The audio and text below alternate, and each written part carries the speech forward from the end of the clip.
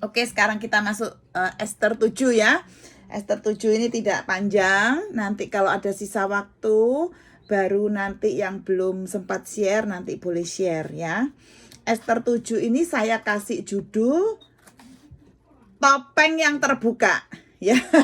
Topeng yang dibuka ya.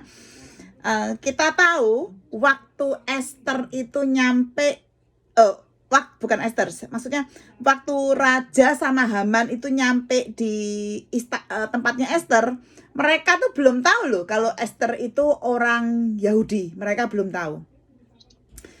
Raja yang tahu kalau Mordekai itu Yahudi, tapi Raja itu enggak tahu kalau Ester itu Yahudi waktu itu ya. Kemudian kita tahu di chapter sebelumnya, di chapter yang ke-6, waktu si Haman itu ngomong sama istrinya, ya kan? Pada saat itu sebetulnya Tuhan sudah memakai istrinya untuk memperingatkan Haman loh, ya.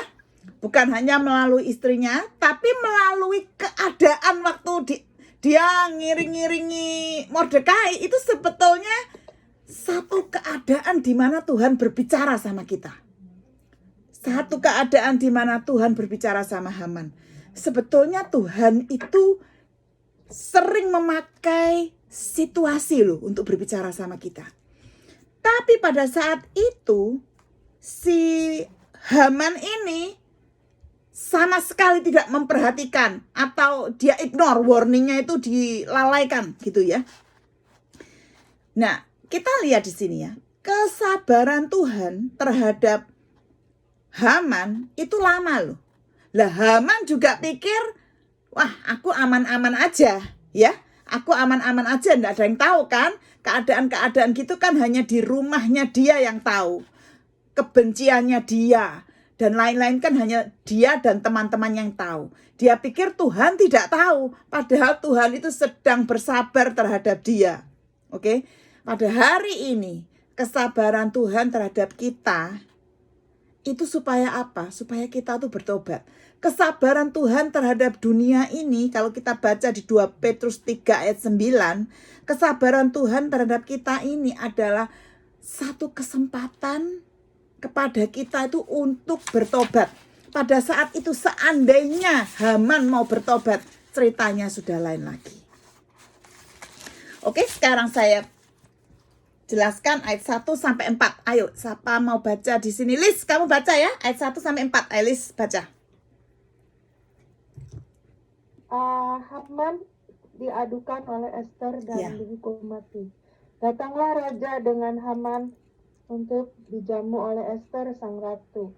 Pada hari yang kedua itu, sementara minum anggur, bertanyalah pula raja kepada Ester, "Apakah permintaanmu, hai Ratu Ester? Niscaya akan dikabulkan. Dan apakah keinginanmu? Sampai setengah kerajaan sekalipun akan dipenuhi." Maka jawab Ester, sang ratu, "Ya raja, jikalau hamba mendapat kasih raja, dan jikalau baik pada pemandangan raja, karuniakanlah kiranya kepada hamba nyawa hamba atas permintaan hamba, dan bangsa hamba atas keinginan hamba. Karena kami hamba serta bangsa hamba telah terjual untuk dipunahkan, dibunuh, dan dibinasakan. Jikalau seandainya kami hanya dijual sebagai budak laki-laki dan perempuan, niscaya hamba akan berdiam diri. Tetapi malapetaka ini tiada taranya, di antaranya bencana yang menimpa raja." Nah, ayat 1 sampai 4 ini kita melihat di mana Ester itu memohon kepada raja. Oke. Saya percaya, ingat, ini perjamuannya itu malam hari kan? Ingat nggak? Sehari sebelumnya kan ada perjamuan lagi. Jadi selama 24 jam itu saya percaya Ester itu pasti menghafal. Dia pasti menghafal, dia punya perkataan. Aku mau ngomong apa ya sama raja? Aku mau ngomong apa ya? Karena Ester itu dari awal kan dia sudah bilang sama Mordekai, tidak ada seorang pun kalau tidak dipanggil raja, tidak boleh menghadap. Kalau menghadap, raja harus mengulurkan tongkat emas, betul nggak? Kalau mengulurkan tongkat emas, dikasih karunia. Tapi kalau tidak, mati loh. Oke?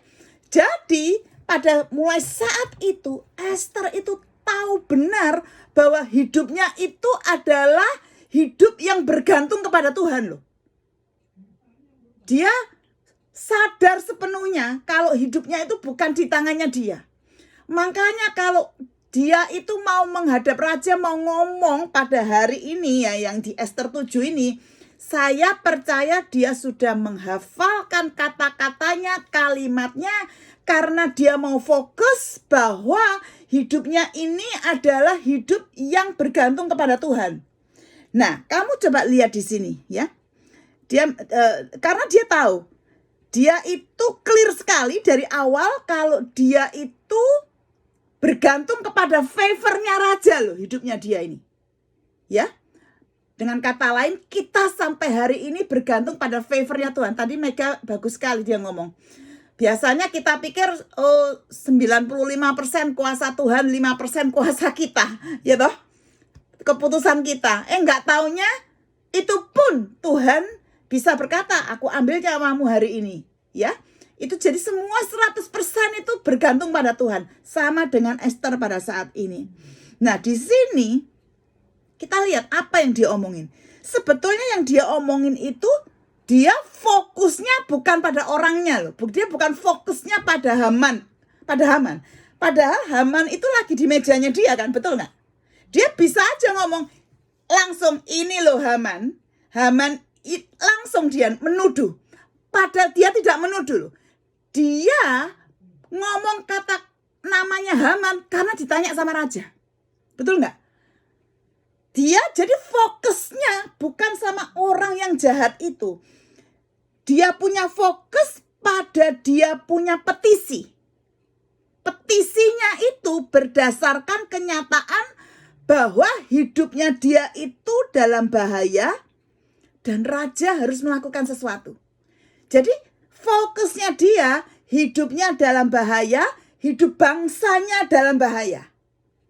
Jadi dia di sini saya kagum sekali sama Esther karena dia tuh enggak gampang menuduh. Padahal dia tahu siapa yang berbuat jahat, dia tahu orangnya ada di depannya dia, tetapi dia tidak langsung menuduh orangnya. Ini loh yang saya merasa dia itu penuh dengan hikmat. Dan saya percaya ini juga hasil doa dan puasa, ya kan? Itu doa dan puasanya dia dan bangsanya itu ada hasilnya, ya. Bukan hanya dia berdoa dan berpuasa, tapi dia juga bertindak. Di dalam tindakannya dia itu ada hikmat yang keluar dari kata-katanya. Ini saya merasa luar biasa. Oke? Nah, kita melihat di sini saya bisa membayangkan bagaimana perasaan raja. Kagetnya luar biasa. Raja baru sadar pada saat dia ngomong, pada saat Esther ngomong, raja baru sadar bahwa, loh, aku kan juga dalam hati ini ya, loh, aku kan juga yang tanda tangan. Berarti aku tuh sebetulnya yang mengizinkan pembunuhan atas istriku sendiri. Jadi pada saat itu pun raja itu dibukakan matanya. Loh, ternyata istriku ini orang Yahudi. Lah aku pikir orang Persia. Wow, itu kaget-kagetnya raja. Bukan hanya kaget bahwa istrinya orang Yahudi, kagetnya juga dia tanda tangan. Ya, dia masuk dalam, tertipu dalam konspirasi itu. Justru Esther ini luar biasa. Dia enggak bilang gini, raja, kamu kan tanda tangan waktu itu, ya. Dia juga enggak menuduh raja. Kamu kan yang tanda tangan. Gimana sih, papi? Kalau kita kan langsung, kamu gimana sih? Aduh, ini dia tuh enggak loh. Dia itu ini loh nasibku sama nasib bangsaku. Kata-kata dia itu membuat raja itu berpikir langsung. Loh, iya ya, ini orang, istriku orang Yahudi, tak pikir orang Persia. Loh, aku juga tanda tangan. Loh, Haman yang suruh tanda tangan. Loh, jadi di sini luar biasanya Esther. saya berdoa bahwa kita perlu minta hikmat yang seperti Esther. Ya, bicara sama suami, bicara sama orang lain, tidak menuduh raja, tidak menuduh Haman. Tapi point to herself sama bangsanya. Itu yang saya kagum ya sama Esther ya. Dia mengingatkan raja. Nah, Ahasiweros cukup cerdik. Jadi dia nyambung, ceritanya nyambung. Oh, istriku ini. Oh, ini. Dia nyambung semua. Nah, sekarang kita lihat. Esther melanjutkan lagi. Baru setelah itu Esther melanjutkan bahwa kamu yang tanda tangan. Itu baru terakhir. Kita melihat di ayat yang ke sebentar ya. Ayat yang ke Ayat ke-9 sampai 11. Kalau nggak salah ayat 9 sampai 11. Bukan ayat ini. Sebentar ya. Oke. Enggak, dia di sini enggak mengingatkan loh raja yang tanda tangan ternyata. Tidak, dia hanya pointing ke dia sama bangsanya. Kemudian ayat 5, Lis, baca ayat 5, Lis. Oke. Ayat 5. Ya. Lis. Maka bertanyalah Raja Ahasuerus kepada Esther, sang ratu. Siapakah orang itu? Sampai 8, Lis ya, sampai 8 ya. Ya, yang hatinya mengandung niat akan berbuat demikian. Lalu jawab Esther, penganiaya dan musuh itu ialah Haman, orang yang jahat ini. Maka Haman pun sangatlah ketakutan di hadapan raja dan ratu. Lalu bangkitlah raja dengan panas hatinya daripada minum anggur dan keluar ke taman istana. Akan tetapi Haman masih tinggal untuk memohon nyawanya kepada Esther, sang ratu, karena ia melihat bahwa telah putus niat raja untuk mendatangkan celaka padanya. Ketika raja kembali dari taman istana ke dalam ruangan minum anggur, maka Haman berlutut pada katil tempat Esther berbaring. Maka kata raja, masih jugakah ia hendak menggagahi sang ratu di dalam istanaku sendiri? Tatkala titah raja itu keluar dari mulutnya, maka diselubungi oranglah muka Haman. Nah, kamu tahu nggak? At this point, bayangin apa yang ada di pikirannya Ahasiweros. Itu ya, cerita nyambung. Oh, pantesan tanda tangan. Oh ini. Itu nyambung semua. Itu membuat dia emosinya luar biasa, ya. Nah, saya mau kita buka Amsal 16. Ini penting sekali buat kita, ya. Amsal 16. Coba buka, Nancy, kamu tadi hari ini belum bicara. Ayo coba Nancy, kamu yang baca, Nancy. Amsal 16 Amsal 16 ayat 3 sampai 4. Tunggu sebentar saya.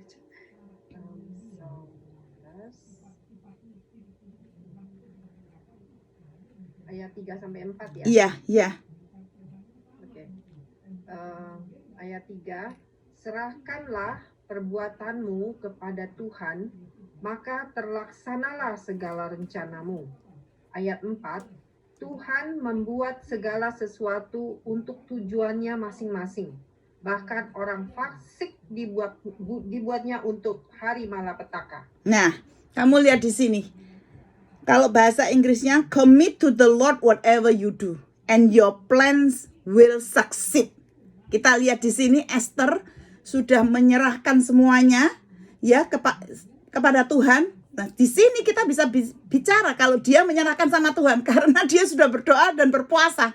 Sebelumnya dia tidak dikatakan dia itu berdoa, berpuasa, bahkan masih makan makanan yang kerajaan. Tapi setelah dia berdoa dan berpuasa, kita bisa melihat ayat ini, ayat 3 dan 4 Amsal 16 ini benar-benar yang dia praktekkan. Dia menyerahkan apapun rencana dia dan apa yang dia lakukan kepada Tuhan, ya. Nah, Di sini kita tahu tadi seperti saya tadi katakan, apa yang di pikirannya Ahasiweros itu sudah membuat dia marah sampai dia bilang, siapakah orang itu dan di manakah dia yang hatinya mengandung niat akan berbuat demikian? Sekarang saya bertanya, kira-kira raja tahu enggak pada saat itu kalau Haman? Nggak tahu.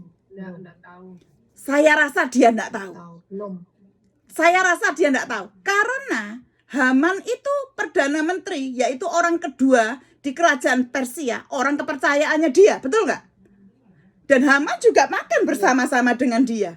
Dia cuma mikir, siapa ini yang mau membunuh istriku?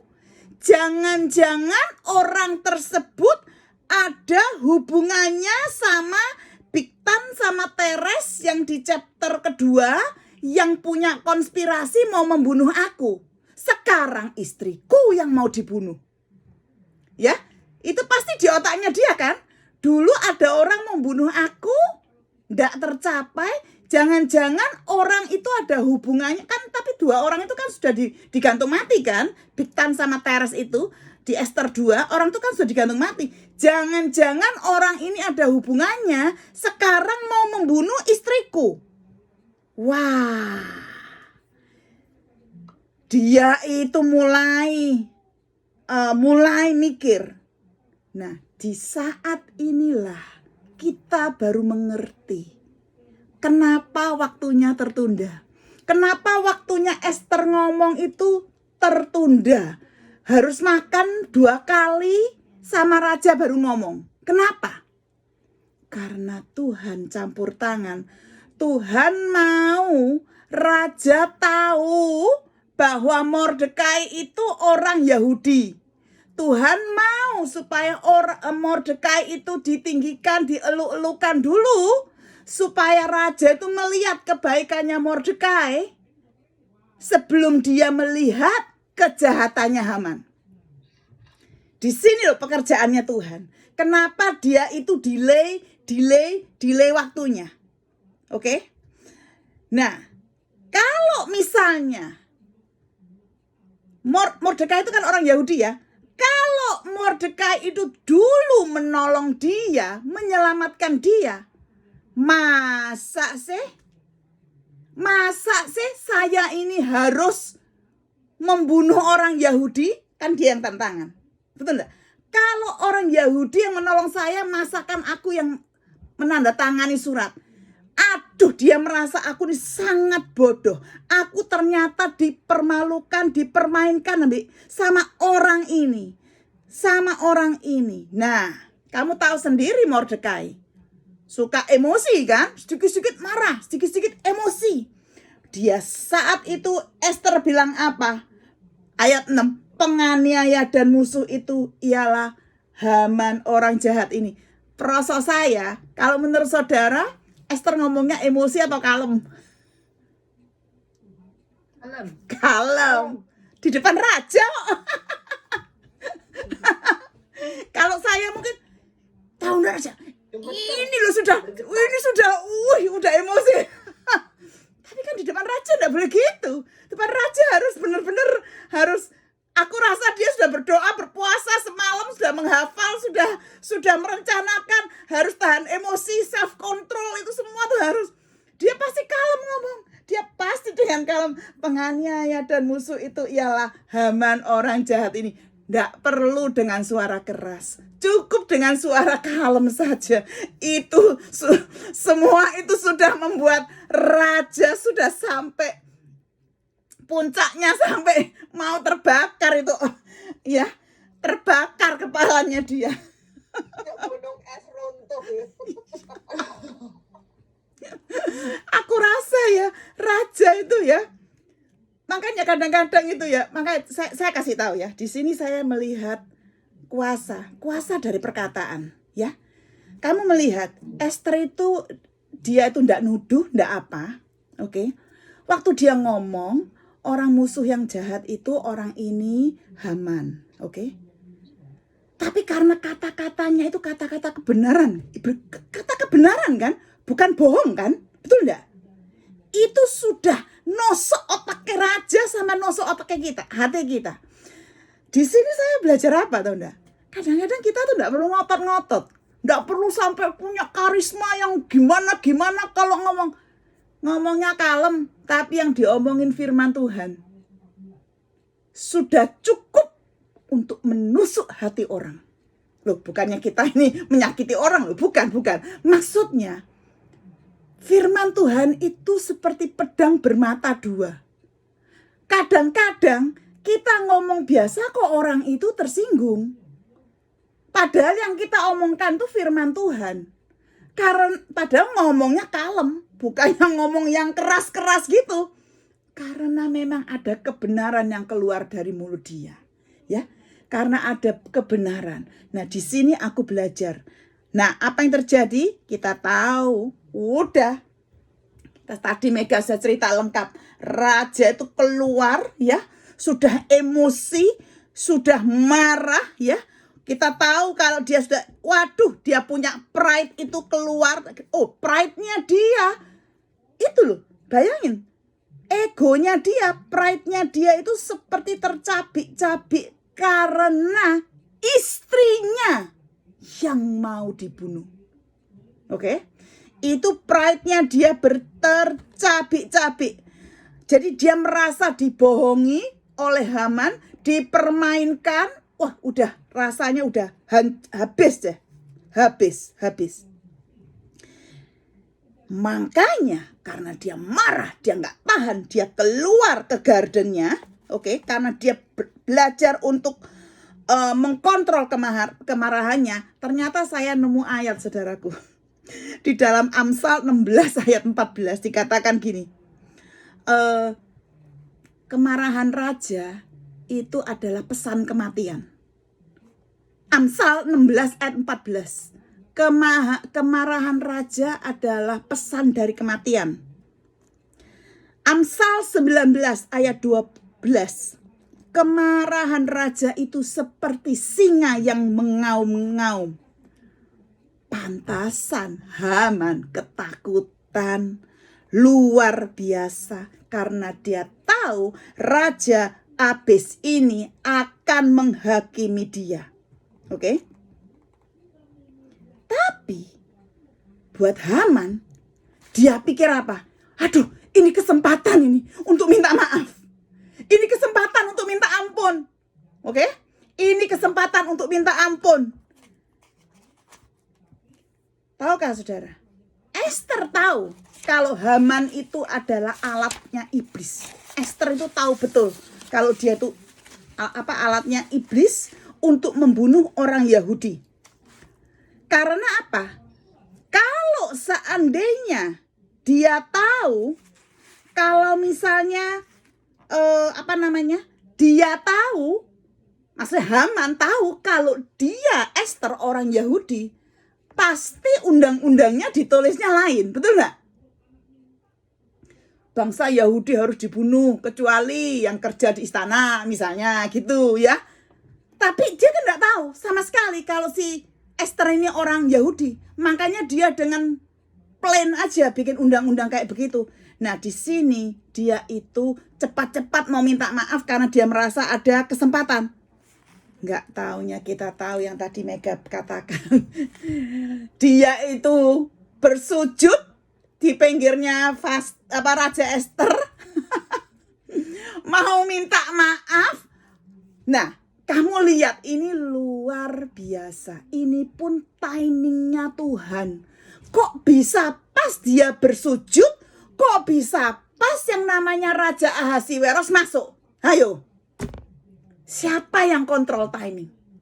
Kalau bukan Tuhan. Kalau bukan Tuhan. Makanya jangan, terakhir ini ya. Kan banyak orang mati COVID. Itu keluarga-keluarga mengatakan, duh tuh pasti salahnya rumah sakit. Oh salahnya dokter, salahnya ini, salahnya itu. Semua itu timingnya Tuhan. Ya, Tuhan bisa memakai kesalahan orang juga untuk rencananya terjadi, ya. Jadi kita tahu apa yang terjadi. Apa yang terjadi?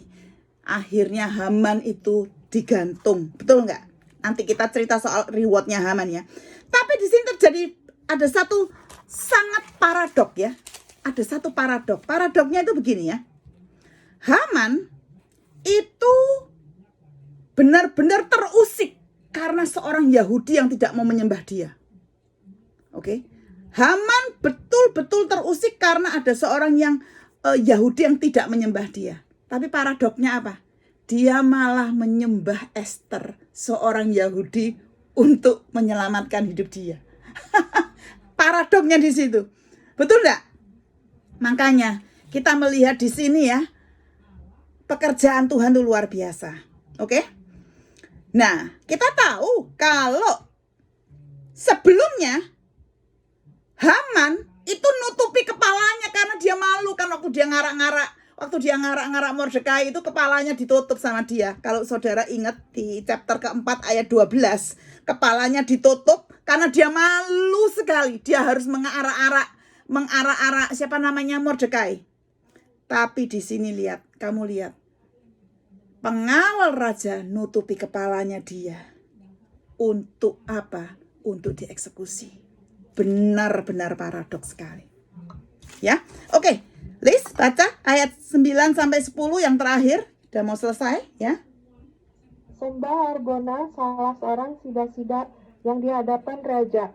Lagi pula tiang yang dibuat Haman untuk Mordekai, orang yang menyelamatkan raja dengan pemberitahuannya, itu telah berdiri di dekat rumah Haman, 50 hasta tingginya. Lalu kita raja, sulakan dia pada tiang itu. Kemudian Haman disulakan pada tiang yang didirikannya untuk Mordekai.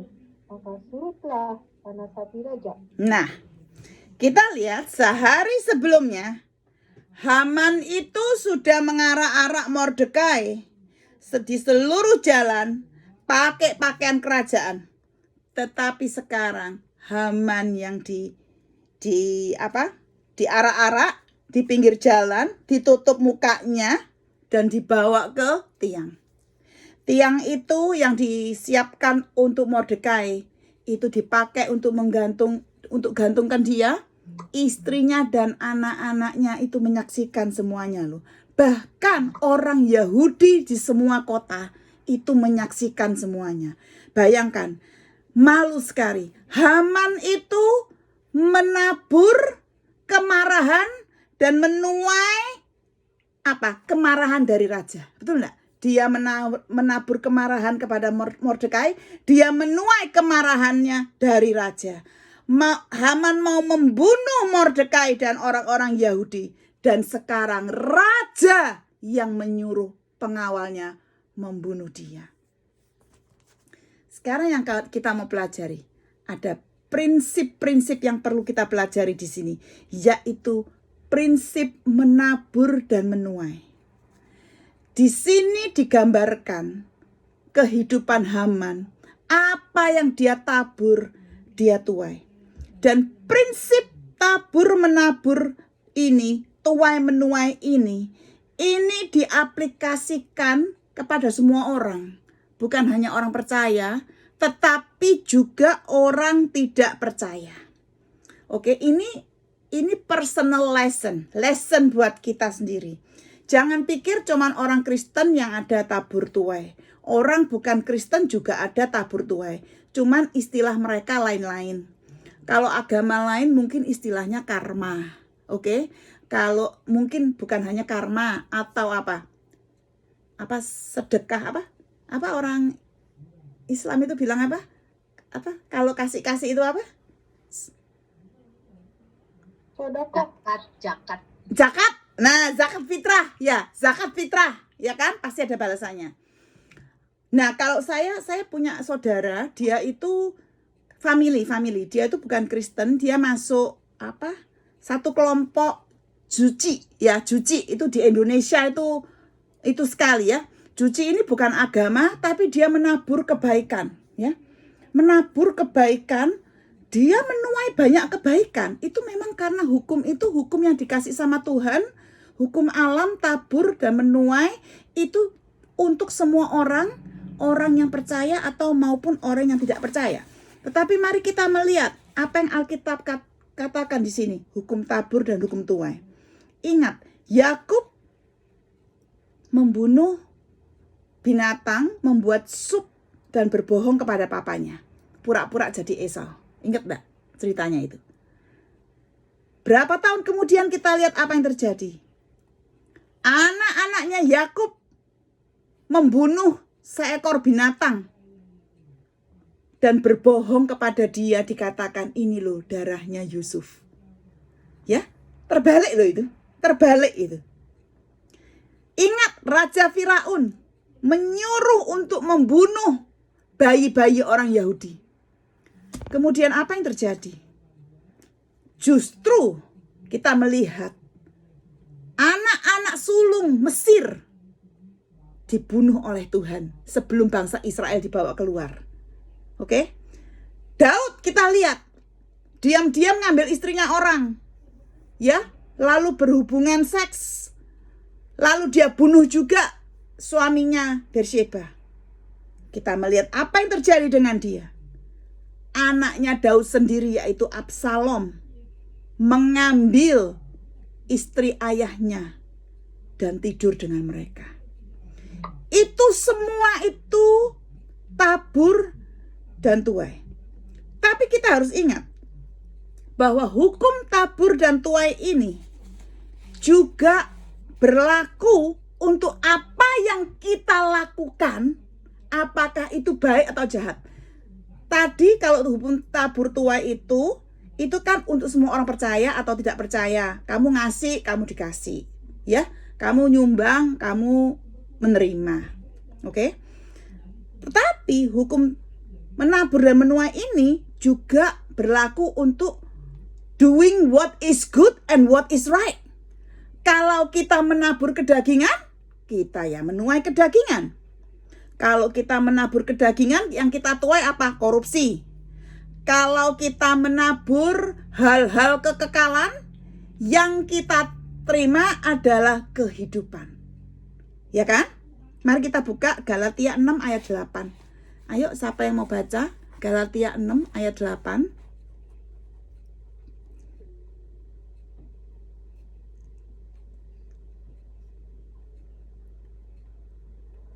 Galatia 6. Ayat 8. Sebab barang siapa menabur dalam dagingnya, ia akan menuai kebinasan dari dagingnya. Tetapi barang siapa menabur dalam roh, ia akan menuai hidup yang kekal dari roh itu. Amin. Ya. Jadi kamu lihat, tidak ada satu perbuatan yang baik yang untuk memuliakan Tuhan itu dilupakan. Tidak ada. Kalau kamu melakukan sesuatu yang baik untuk memuliakan nama Tuhan, mungkin teman-teman kita itu tidak tahu atau tidak kasih kita reward. Nggak apa-apa, karena reward itu sudah ada di surga. Jadi kita tidak mengharapkan reward kepada manusia. Kita tahu bahwa reward kita tuh di surga. Tuhan melihat, Tuhan tidak pernah tertidur. Dia melihat apa yang kita lakukan. Nah, sekarang kita melihat kekayaannya Haman. Haman itu kaya sekali. Dia orangnya top. Dia tuh penuh dengan kemuliaan duniawi. Dan semua itu tidak bisa menolong dia dari kematian. Oke? Kekayaan kita, kepopuleran kita, apa yang kita punya, tidak bisa menolong kita. Makanya kenapa saya kirim video suara saya untuk belajar, untuk punya hubungan pribadi dengan Tuhan. Karena saya melihat ternyata orang-orang yang kena COVID itu, ya kalau kena COVID di rumah enggak apa-apa kan, ada keluarga yang ngirim makanan ke kamar ya, ada keluarga yang tanya gimana kamu sekarang. Tapi kalau orang yang COVID masuk rumah sakit, saudara enggak boleh tengok, keluarga enggak boleh lihat, di kamar rumah sakit kamu tuh sendirian loh. Pada saat itu kekayaanmu tuh enggak bisa menolong kamu. Kamu mau nyogok rumah sakit, nyogok dokter, suster, mereka juga kewalahan untuk menolong orang lain. Ya. Bahkan ada orang yang saya dengar ada orang yang nyogok uang pun tidak dapat kamar karena rumah sakitnya penuh. Jadi kekayaan itu tidak bisa menolong kita sama sekali. Pada saat itu kamu hanya membutuhkan kemurahan Tuhan. Kalau kamu diranjang rumah sakit sendirian sama Tuhan, pada saat itu kalau kita tidak dekat sama Tuhan, saya nggak bisa membayangkan. Bener. Tuhan tidak pernah meninggalkan kita ya. Tuhan selalu ada bersama kita di dalam rumah sakit. Oke? Tuhan selalu ada bersama kita. Tapi orangnya itu, kitanya tuh loh, kalau tidak dekat sama Tuhan, itu gimana goncangnya? Mau manggil pendeta juga tidak bisa. Jadi pada saat ini, ketika waktu itu ada, COVID sekarang kan tidak kemana-mana. Kerja juga enggak. Ngapain juga enggak. Pergi mana-mana keluyuran enggak bisa. Luangkan waktu. Belajar mengambil waktu bersama Tuhan. Kamu lihat, Haman kekayaannya tidak bisa menolong dia sama sekali. Oke? Kita melihat di sini kemuliaan di dalam rumahnya juga tidak bisa. Anak-anaknya tidak bisa membantu dia. Istrinya pun tidak bisa membantu dia.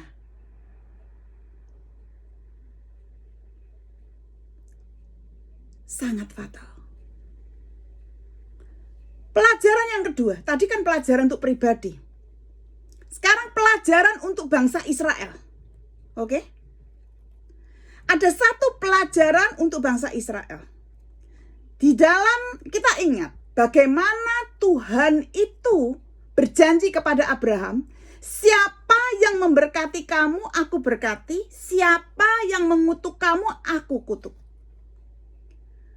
Kamu lihat dari awal sampai hari ini, setiap musuh-musuh bangsa Israel itu mau menghancurkan bangsa Israel loh. Dari segala sudut mau menghancurkan. Tetapi kamu lihat tangan Tuhan menjaga dia. Karena apa? Bukan oleh ketaatan Israel. Israel itu tidak taat. Israel itu terus menyembah berhala, menyembah Baal-Baalnya bangsa lain. Masuk Kanaan, sudah dibawa Tuhan masuk Kanaan, menyembah Baal lain. Oke? Bukan karena bangsa Israel taat atau bangsa Israel itu baik. Itu hanya karena Tuhan, He keep His promise seriously. Makanya saya sering dengar anak-anak Tuhan, saya mau claim God's promise, saya mau claim God's promise. Loh ngapain kamu klaim? Kamu ndak usah klaim, Tuhan take His promise seriously. Kalau sebetulnya yang mau klaim itu Tuhan. Tuhan yang mau klaim sama kita loh. I want to claim your promise, Shopping. Kamu dulu bilang begini, kok sekarang begini. Katanya mau menyembah aku, kamu kok menyembah orang lain. Harusnya Tuhan yang klaim sama kita. Saya takut loh kalau bilang I want to claim God promise. Saya takut. Karena apa? Saya tahu karakter Tuhan.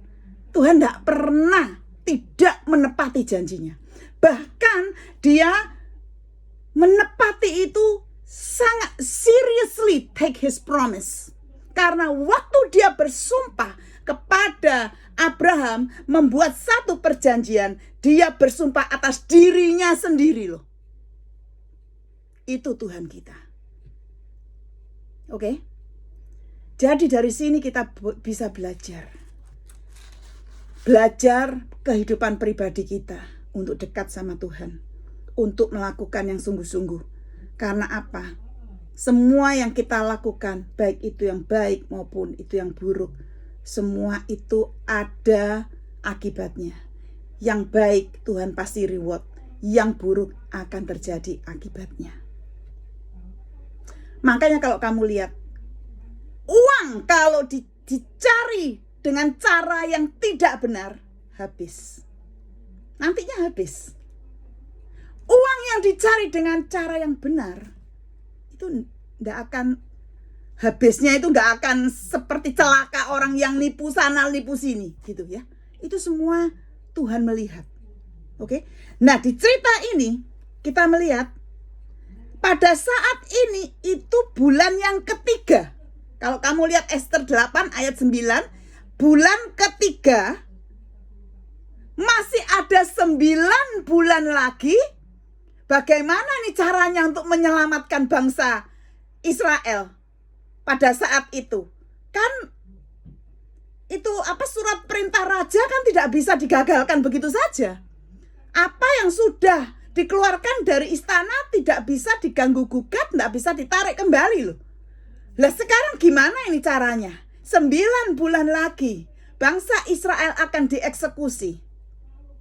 Bagaimana caranya raja menyelamatkan Ester dan bangsa Yahudi pada saat itu? Kita akan lanjutkan di Ester chapter yang 8. Mari kita berdoa. Bapa di sorga, terima kasih untuk firman-Mu yang mengingatkan kami Tuhan untuk belajar menabur hal-hal yang baik. Menabur kata-kata yang baik, menabur perbuatan yang baik. Tuhan, meskipun manusia tidak melihatnya, tapi Engkau melihatnya Tuhan. Dan kami tahu, hadiah itu sudah Kau sediakan di surga. Bapa, terima kasih untuk peringatan-Mu kepada kami melalui cerita Ester dan Haman ini. Meskipun banyak hal-hal yang terkecil Tuhan yang kami pelajari. Bapa, satu hal kami tahu, Engkau selalu menepati janji-Mu. Janji-Mu kepada bangsa Israel yang Kau katakan kepada Abraham. Terus Kau laksanakan Tuhan, dengan setia Tuhan. Ampuni kami bahwa kami sebetulnya yang tidak setia, yang tidak menepati janji kepada Engkau. Tuhan, ampunilah kami. Biarlah kami tahu Tuhan, kami belajar untuk berdiam di bawah sayap-Mu, karena janji-Mu itu ya dan amin. Terima kasih Tuhan untuk malam ini. Terima kasih Roh Kudus yang sudah mengajar kami. Di dalam nama Yesus Kristus kami berdoa dan mengucap syukur. Amin. Makasih ya ibu-ibu semuanya. Sampai minggu depan kita belajar Ester chapternya yang ke-8. Tuhan berkati.